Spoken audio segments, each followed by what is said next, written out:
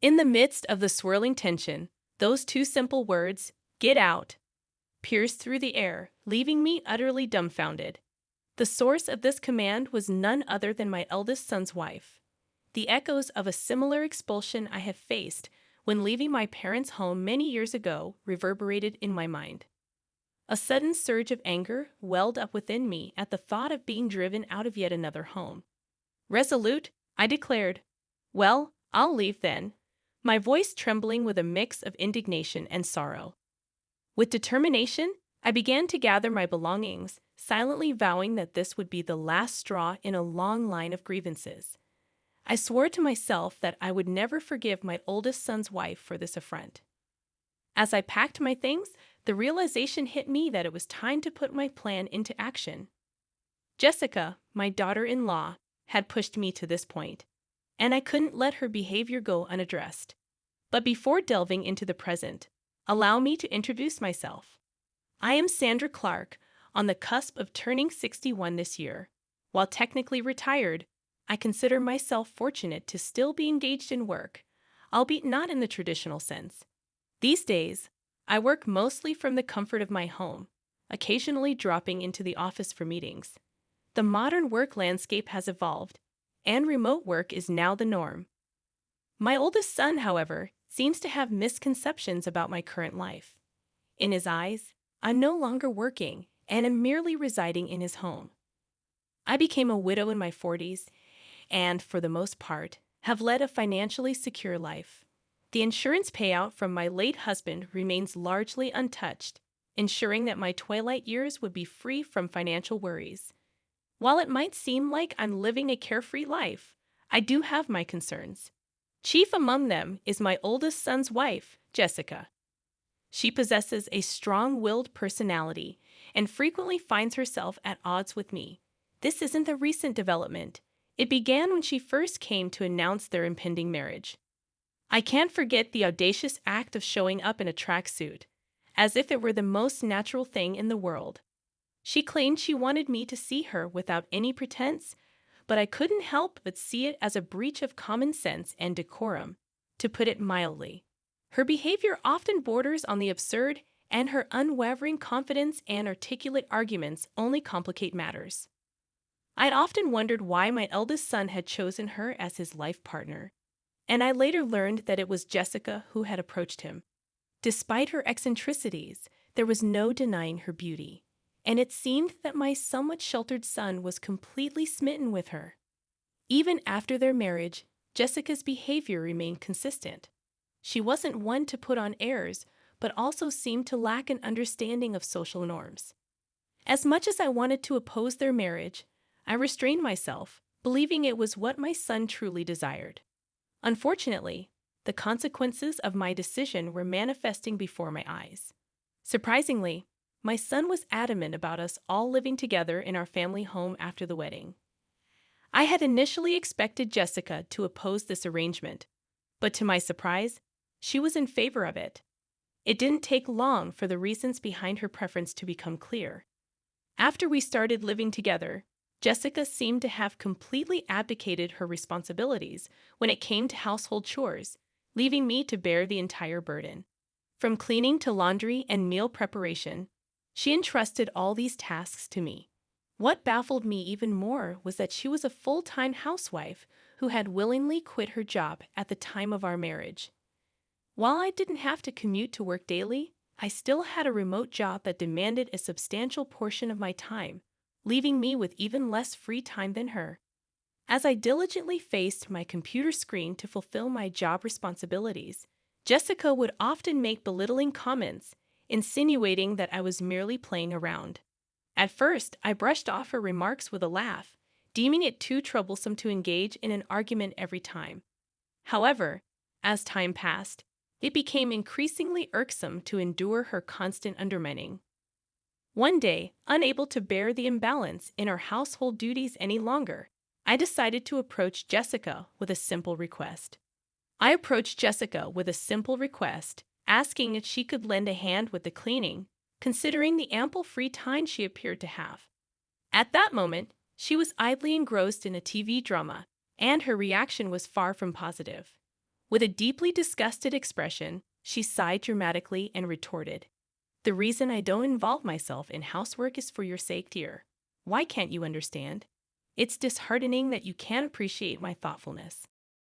In a rather peculiar turn of logic, she justified her refusal to contribute to household chores by claiming that doing so would deprive me of my sole job. According to her, this would lead to a sedentary lifestyle for me, which she argued was unhealthy. Moreover, she expressed concerns about the potential development of dementia due to a lack of mental stimulation. In other words, Jessica believed that allowing me to handle all the housework was somehow in my best interest. Her reasoning bordered on the absurd, and I couldn't help but shake my head in disbelief. In an attempt to lighten the situation, I reminded her, "We decided to live together so that you can make sure I don't slack off, dear." Her response, delivered with a half smile, left me utterly speechless and confounded. It was in that moment that I began to deeply regret our decision to cohabitate. Every day felt like an ordeal as I found myself laboring over household chores under Jessica's watchful eye.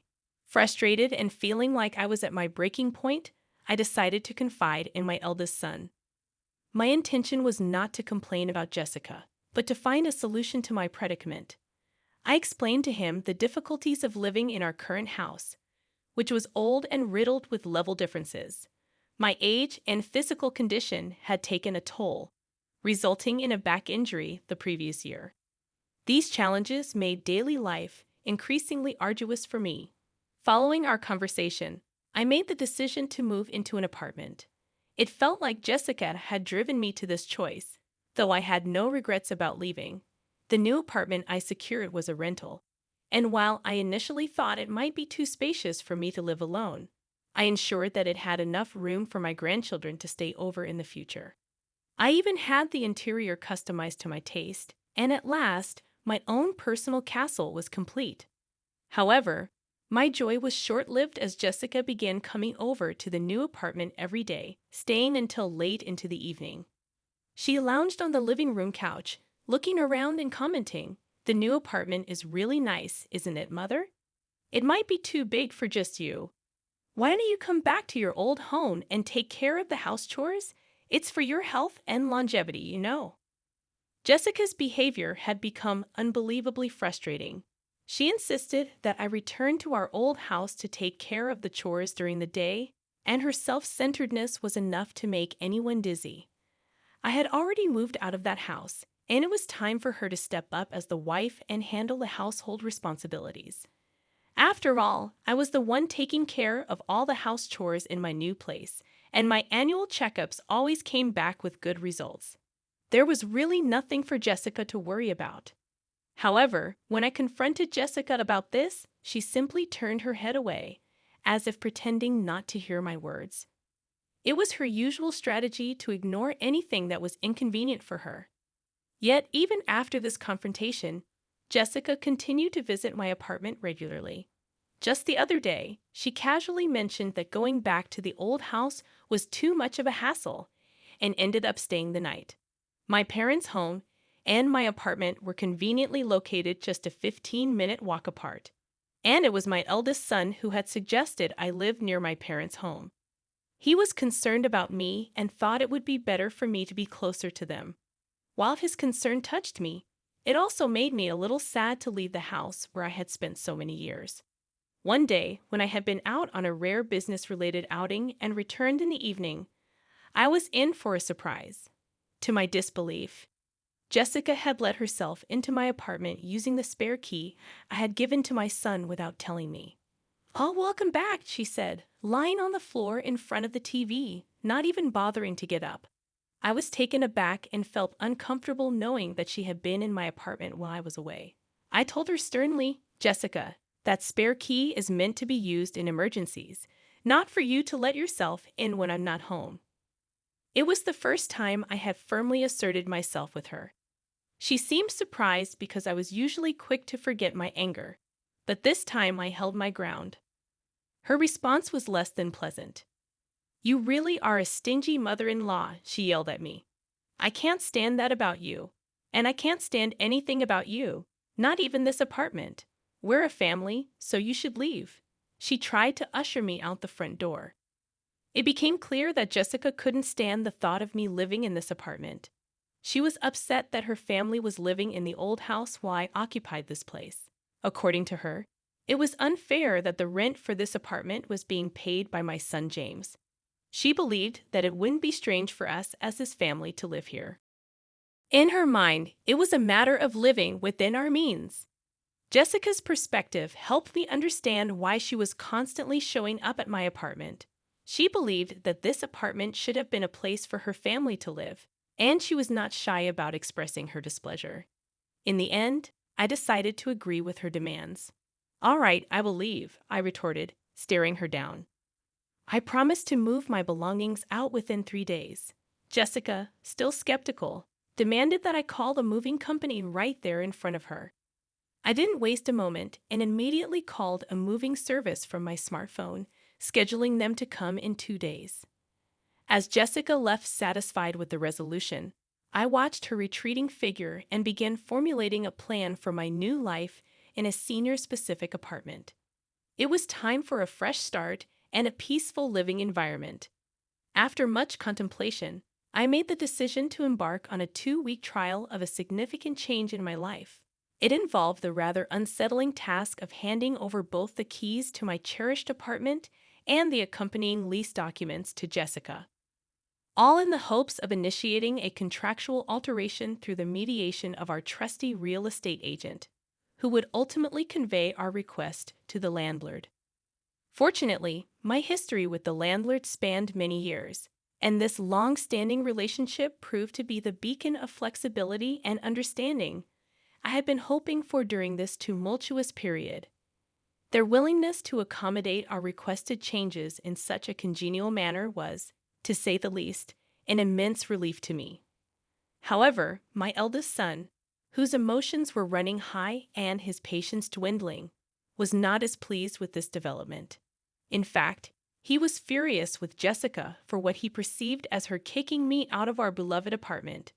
The strain in their relationship had reached a point where he was seriously contemplating divorce. Oddly enough, though Jessica appeared unperturbed by his inner turmoil, displaying a surprising level of indifference. On the contrary, she seemed to have embraced the idea of living alone in our apartment and boldly declared her desire for us to live separately. I couldn't help but marvel at her audacity in the face of such a complex and emotional situation. However, what Jessica did not know was that in a mere 5 days, she would come face to face with the truth, and it would change everything. As I continued with my remote work, my phone began to ring incessantly. The caller ID displayed Jessica's name, and I had been eagerly anticipating this moment. I had a recorder ready and waiting to document the impending conversation. Calmly, I pressed the record button and answered the call. "Excuse me, Mother." Jessica's voice rang out. "What's the deal with the rent for this apartment? Why do I have to pay it? This isn't right." Jessica's words triggered a relentless tirade, and it was evident that she was thoroughly flustered. I decided to maintain my composure and respond deliberately. "Oh, but Jessica, aren't you the current leaseholder? It's only right that you should pay. Is there a problem?" My tone was calculated, designed to provoke and annoy Jessica further. To my amusement, the flustered Jessica seemed to become even more agitated. "But didn't James used to pay the rent here? We're not even divorced yet, so shouldn't James pay it?" she retorted. At this point, it was clear that Jessica was desperately trying to shift the financial responsibility onto my eldest son's shoulders. In reality, there was never a time when my son had contributed to the rent. In fact, I had been discreetly providing him with financial support all along. Even after retiring from my job, I continued to work as a consultant for the same company and earned a substantial salary. Additionally, I had taken on advisory roles in the industry, offering my expertise and earning a respectable income based on my well-established reputation. It was safe to say that my earnings far surpassed those of my eldest son. While I had been keeping my financial support a well-guarded secret, it was time for the truth to come to light. "So, Jessica, it's a misunderstanding on your part. I calmly explained. Originally, I was the one paying the rent for that place. I didn't make James pay a dime. The revelation left Jessica in a state of shock, her grand plans of independent living in our new apartment crumbling before her eyes. She managed to utter a few more words before abruptly ending the call. Immediately, I contacted my eldest son and allowed him to listen to the recorded conversation. His exhaustion from repaying Jessica's mounting debts was palpable, and I understood the burden he was carrying. As a parent, it was only natural for me to extend a helping hand, even if others deemed me too lenient. My son responded softly, "I'll divorce her. I'm tired too." And with that admission, our journey toward addressing this challenging chapter in our lives began in earnest. Guided by a newfound sense of resolve and unity, I sat down with my son, sharing my intricate plan and providing him with a set of detailed instructions. It was crucial that he followed these steps to the letter, and I needed him to understand the gravity of the situation. My first request was for him to take a leave of absence from work, spanning approximately 3 days starting from today. This would be the initial phase of our carefully orchestrated strategy. With a hushed tone and a stern look, I directed him to execute the most crucial aspect of the plan: the discreet removal of his essential belongings from the house. It was imperative that he accomplish this without alerting Jessica, his soon-to-be ex-wife, to our intentions. I emphasized the importance of keeping this operation under the radar, ensuring that no large moving trucks or suspicious activities would draw her attention, potentially causing complications. My instructions also included a specific timeline. I advised my son to gradually move his possessions during the cover of nightfall. The destination for these crucial items was carefully chosen: a single-family home hidden from Jessica's knowledge. I had scoured the area extensively to find this discreet location, which would serve as his final dwelling. Our plan was designed to unfold discreetly, shrouded in secrecy, with each step executed meticulously to minimize any potential hiccups or interruptions. 3 days later, we would put our strategy to the test. Then, as anticipated, the phone rang once more, and the caller ID displayed Jessica's name. This time, her voice was laden with an even greater sense of urgency and agitation. Curiously, I greeted her, maintaining an intentionally relaxed and composed tone. But it was clear that Jessica was on the verge of panic. Her distress was palpable, and her words tumbled out in a rush. "Mother, our house is up for sale, and I received a call from my parents. They informed me that my belongings have arrived at their house. What does this mean?" It became apparent that my eldest son had followed through with my instructions precisely. He had relocated Jessica's possessions to her parents' house and listed the house they once shared for sale, leaving it empty. The landlord had promptly issued an ultimatum, stating that if the rent remained unpaid, Jessica would need to vacate the premises. The situation had escalated quickly, and Jessica was now in a state of near hysteria. With a sense of finality in my voice, I responded, "Jessica, there are a few things I want to correct." The time had come to address all the pent-up frustration and grievances that had accumulated over time. "Firstly, I am no longer your mother-in-law," I asserted firmly. "Yesterday, James filed for divorce. As you signed the papers, didn't you?" The divorce had been a long time coming, primarily because of Jessica's habit of using divorce as a weapon to manipulate my eldest son. I explained that my son had signed the divorce papers and officially submitted them to the city office. It was a bold step given his deep love for Jessica when they initially married. However, he had come to realize that her constant threat of divorce was an unhealthy pattern, one that had left him with no alternative. "The divorce papers have been formally accepted," I added, emphasizing the irrevocable nature of the situation. "You always said to James that you could divorce any time. Aren't you satisfied now that things have gone your way?" My voice was calm, but the tension hung in the air. On the other end of the line, Jessica seemed to be holding her breath, searching for words to respond. Frustration must have been coursing through her veins as she was unable to articulate a retort. Moreover, I couldn't help but express genuine concern for her post-divorce prospects. I pointed out the practical challenges she would face, including her financial situation and the costs associated with relocation. How did you even manage to pay this amount? I inquired, genuinely surprised. Jessica's frustration was no longer concealed. It erupted into a tirade of anger and curses directed at me. In that moment, it was clear that our carefully orchestrated plan had unfolded precisely as intended, though the repercussions were unfolding in ways that no one could have predicted. She spoke of her union with my son in a manner that was nothing short of confounding. According to her, the marriage was a consequence of her late husband's inheritance, which she asserted was now under her stewardship. In a tone that pierced the air, she vehemently declared her inability to so much as budge a single penny from this newfound wealth. It was as if she had been bound by some invisible financial straitjacket. The anguished cry that followed was a stark contrast to her earlier tone. Her grievances flowed freely as she lamented the unfortunate turn of events. It was evident that her matrimonial ties had been forged under the weight of insurmountable debts. I chose not to intervene, allowing my son to eavesdrop on this exchange, understanding that it might serve as valuable evidence in case of a future divorce. As Jessica's tirade continued, I patiently waited for it to run its course, a task that demanded significant endurance. For approximately a quarter of an hour, she ranted unabated, her words like a storm of frustration and discontent.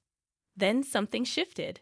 The tone of her voice softened, and the anger that had once consumed her gave way to desperate pleas. She confided in me, revealing her disconnection from her own family, who had disowned her due to her profligate spending and borrowing habits. Tearfully, she begged for assistance, her voice quivering with vulnerability. As I listened, I couldn't help but feel a pang of sympathy for her, though I remained steadfast in my resolve to view her predicament as a consequence of her actions. Apologies and regrets, it seemed, held little sway over our relationship now. We were, after all, strangers, and there was little more to be said. With a curt farewell, I ended the conversation, finally exhaling a sigh of relief. However, the drama did not end there. My eldest son later informed me that Jessica had caused a scene at his workplace, leading to the involvement of law enforcement. Upon returning home, he discovered that she had been forcibly locked out of their shared apartment, with the landlord having changed the locks during her absence. It appeared that she had been attempting to reach us, but we had preemptively disconnected our phones and changed our numbers. Jessica's desperation must have been palpable when she found herself unable to communicate with us. She was left with no choice but to turn to her estranged family for help. However, her return home was met with a cold reception, as her family had left her belongings, which I had sent to them, exposed to the elements in the backyard. Adding insult to injury, the unpaid rent for her apartment had been billed to her parents, further stoking their anger. Rumors began to circulate that Jessica had found refuge in an apartment provided by an organization that supported the homeless. The stark change in her circumstances became evident when I crossed paths with her on the street.